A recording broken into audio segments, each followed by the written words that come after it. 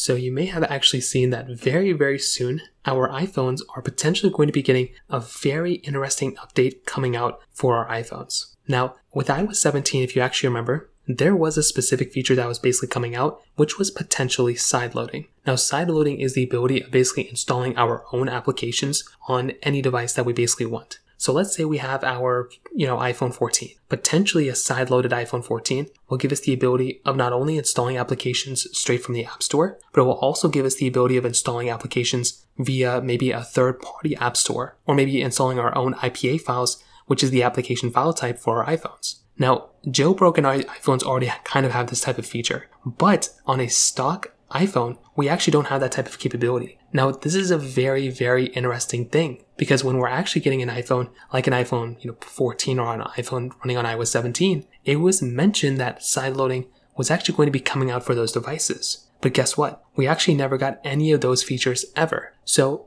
what happened? Why didn't we actually get those features on our iOS 17 devices? Well, if you actually take a look at a very interesting thing that actually ended up coming out, it's looking like on iOS 17, potentially Apple had to wait until iOS 17 basically got a little bit further along before they released this specific feature. Now, what do I mean by that? Well, apparently within the EU, really the only time Apple has to go ahead and actually comply with those specific regulations is actually at certain dates and times. So iOS 17 necessarily didn't have to bring sideloading, but a date, I think in December of 2023, that is the day in which sideloading potentially can come over, potentially is required to come over before they start getting fined. So that is actually a really big deal. That potentially within within iOS 17, we actually didn't even have to have, Apple didn't have to go ahead and install sideloading, that capability just yet. But later on this year, potentially at the end of this year, a side-loaded iPhone or a side-loaded version of iOS